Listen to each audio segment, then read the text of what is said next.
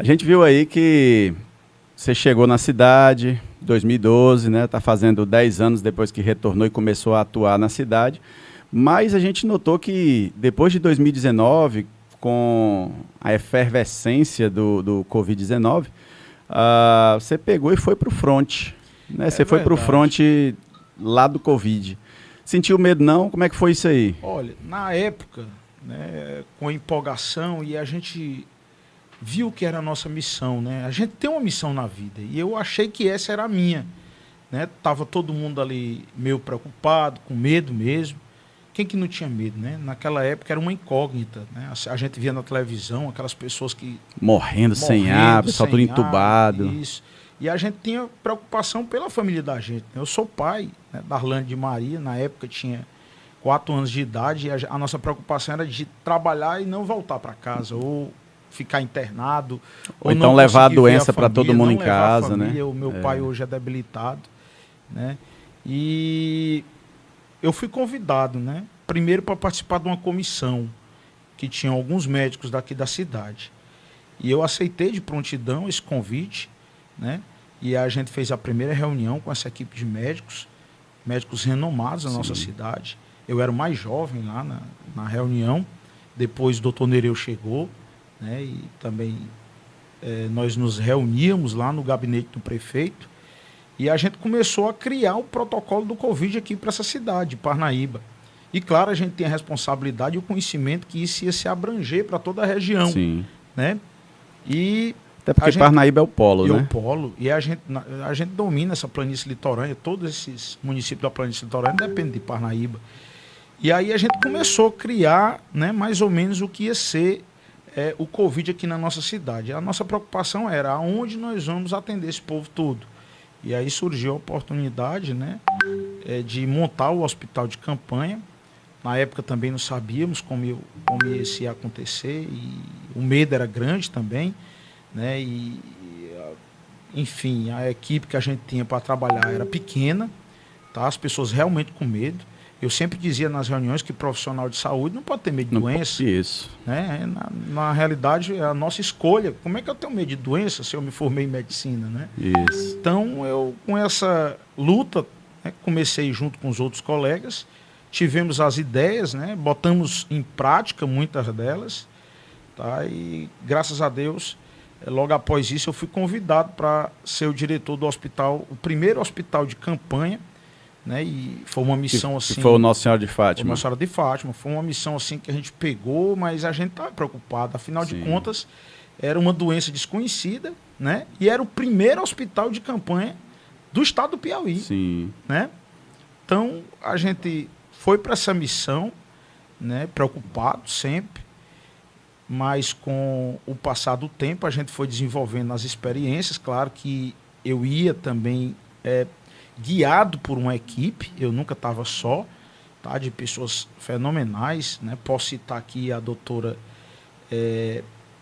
Renata Beltrão, né? A doutora Daniela Machado, o doutor João Rubens, o doutor Tiago Barcelos, tá? A Diana, que é uma enfermeira muito competente também, né? E nós somos para a luta do Covid. Na realidade, essas pessoas encabeçaram essa equipe. Tá? E como uma grande equipe, a gente conquistou muitos feitos. Passou quanto tempo lá com a Nós passamos o Covid praticamente inteiro, né? Quando eu deixei a direção do hospital foi agora em dezembro de 2020, né? Quando a gente já tinha quase os índices aí zerados, né? Aí veio a segunda onda e a gente participou de forma ativa, só que agora como profissional médico mesmo, não mais como gestor de hospital. Entendi.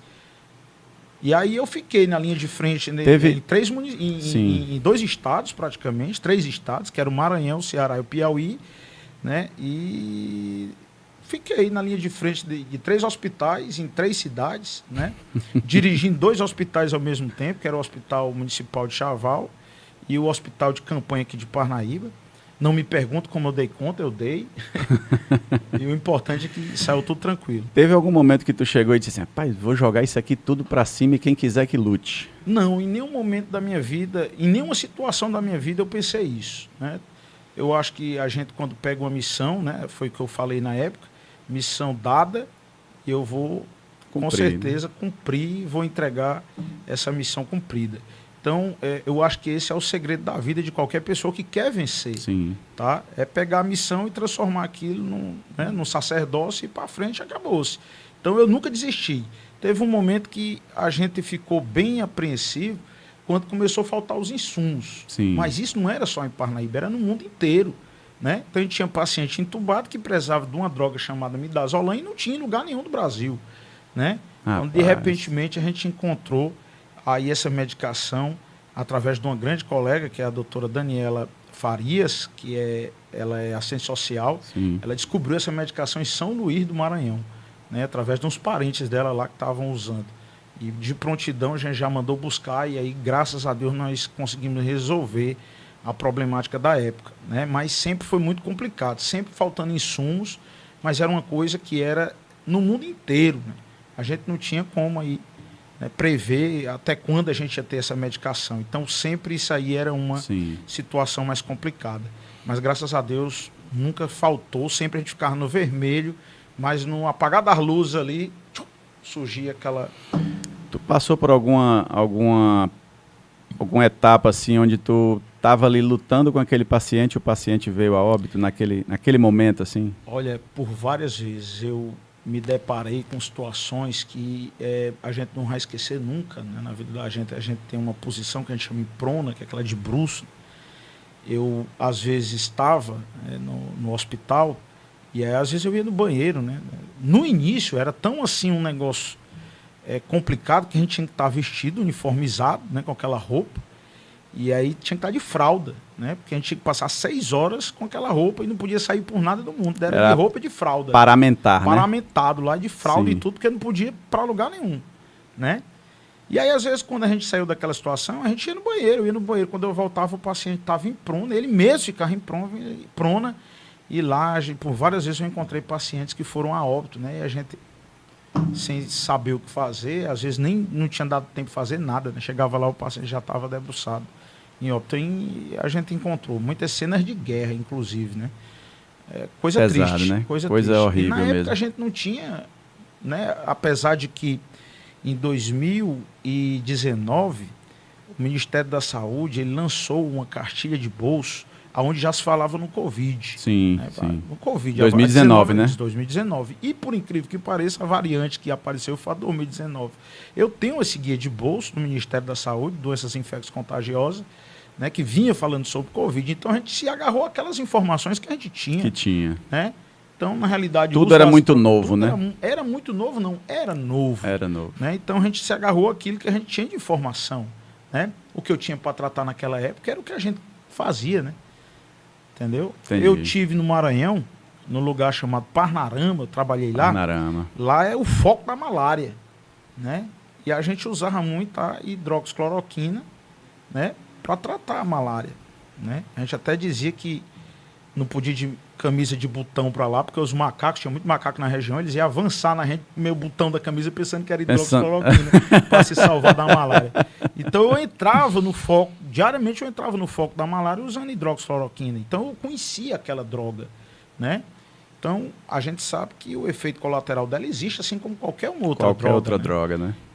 Claro que a cloroquina tem um efeito colateral, né, muito mais conhecido, né, do que a própria hidroxicloroquina. Mas a gente tinha um conhecimento daquela droga, a gente usava para malária, até o macaco queria, né? Uhum. Então vamos tentar. A doutora Renata Beltrão fez o protocolo e a gente, utilizou. Em cima desse protocolo, utilizou. Era o que tínhamos na época, né? E hoje, uma vacinação... Uma vacinação aí, né? A gente sabe realmente, por todos os estudos que a gente conhece cientificamente, que foi um tempo, né, curto para se ter aí essa vacina. Uma vacina. Né? Mas o mundo hoje é mais atualizado. Para você ver, Ítalo, pasme, essa mesma pandemia, com as mesmas imperfeições dela, aconteceu há 100 anos atrás, na gripe espanhola. Gripe espanhola. Né?